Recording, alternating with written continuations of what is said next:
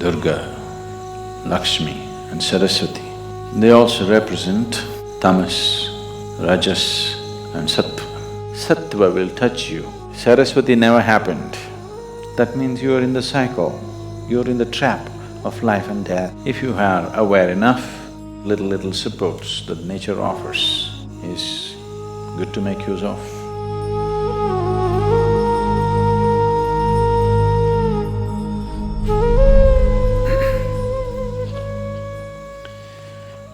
This is the first night of Navaratri.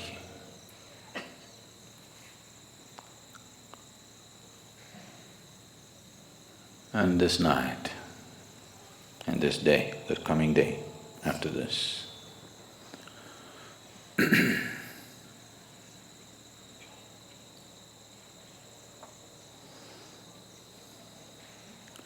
is dedicated to the feminine nature of the divine.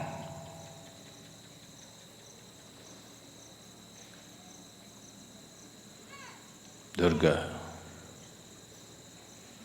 Lakshmi and Saraswati are used as the symbols of these three dimensions of the feminine. They also represent the three basic qualities of existence: tamas, rajas and sattva. Tamas literally means inertia. Rajas means activity, passion.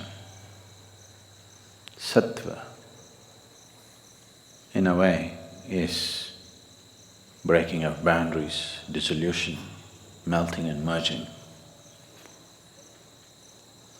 Among the three celestial objects to which the very making of our bodies are very deeply connected, the earth, the sun and the moon. Mother Earth is considered tamas. The sun is rajas, moon is sattva.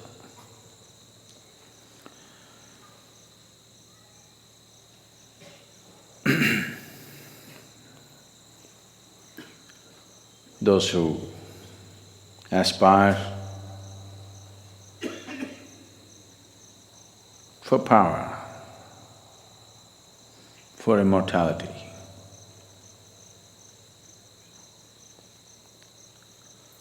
for strength, they will worship those forms of feminine which are referred to as tamas, like the Kali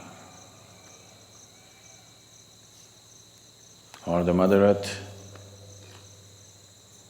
Those who aspire for wealth, for passion, for life,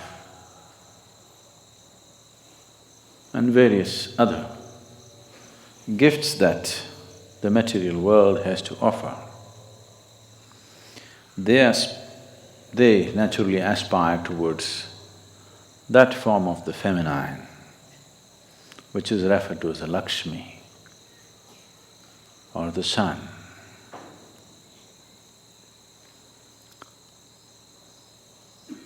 Those who aspire for knowledge, knowing, transcendence,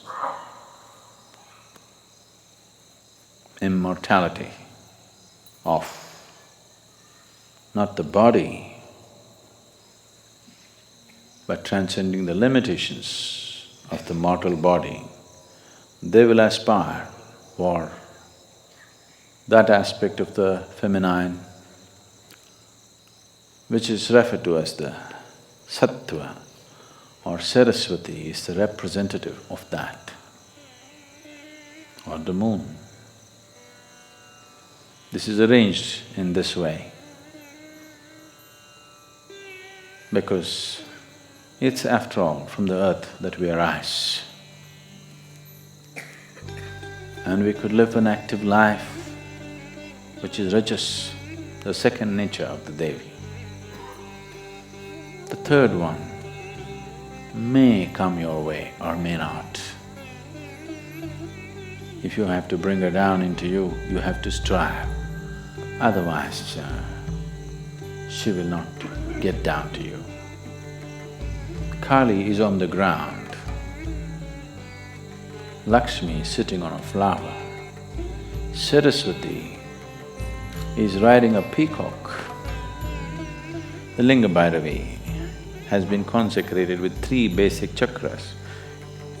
This man has all the 7, she has only 3 chakras to represent these 3 dimensions of tamas, rajas and sattva. Tamas is the nature of the earth, and she's the one who gives birth. The whole the gestation period that we spend in the womb, our womb time, is tamas. It's like a state which is almost like hibernation, but it's growing.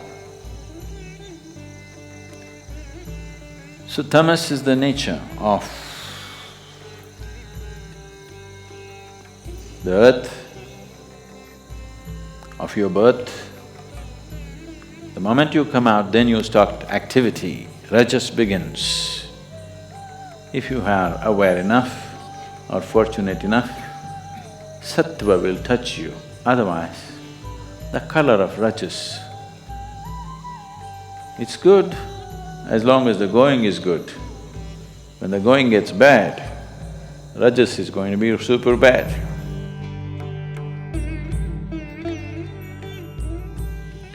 So what was absolute inertia now has become a dynamic rajas. This may transcend or may again go back to the same thing. Durga Lakshmi, Saraswati never happened. That means you are in the cycle, you're in the trap of life and death, life and death, life and death. Transcendence is yet to come. So these two will anyway happen. What is in a state of inertia will get into a state of rajas and activity, and again fall back and become inertia for a certain period of time, and again get back into activity. This is happening to you as an individual, this is happening to the planet, this is happening to the galaxy, this is happening to the whole cosmos. It goes into a state of inertia and then becomes dynamic and again goes into a state of inertia. But the important thing is, this one has the capability to break the cycle and transcend.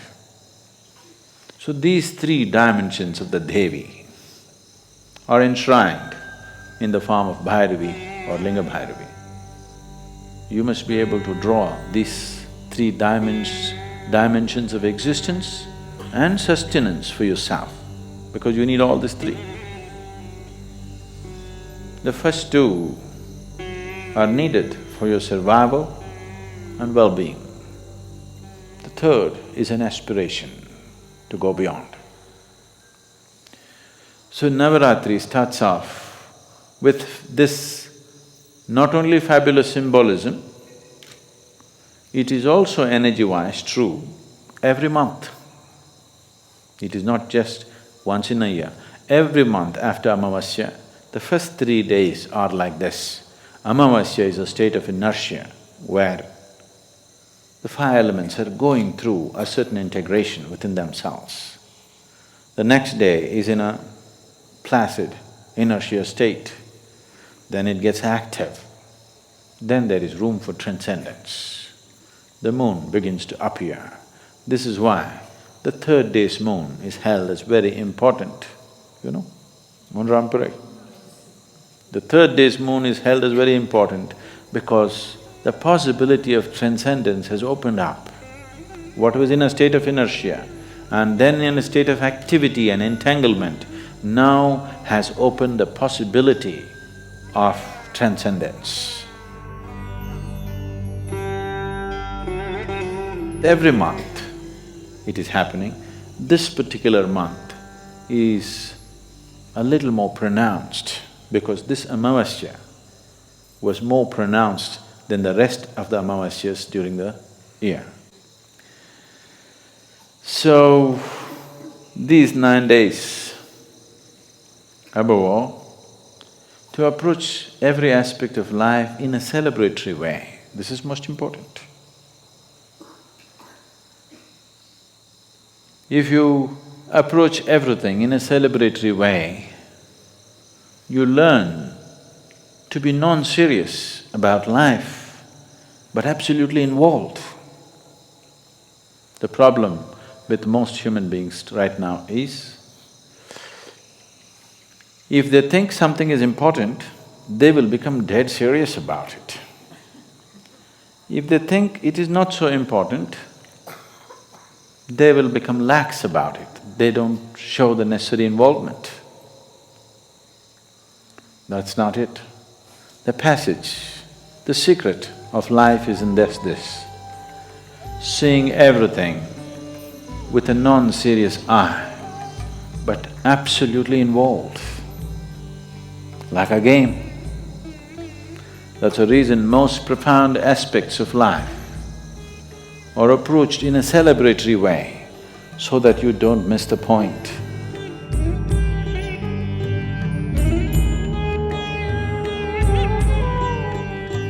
So, this Navaratri,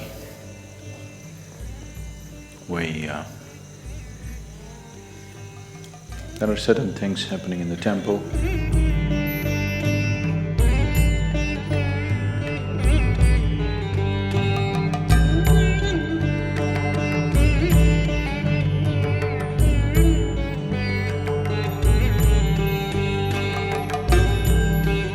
Making use of little supports that nature offers is good to make use of.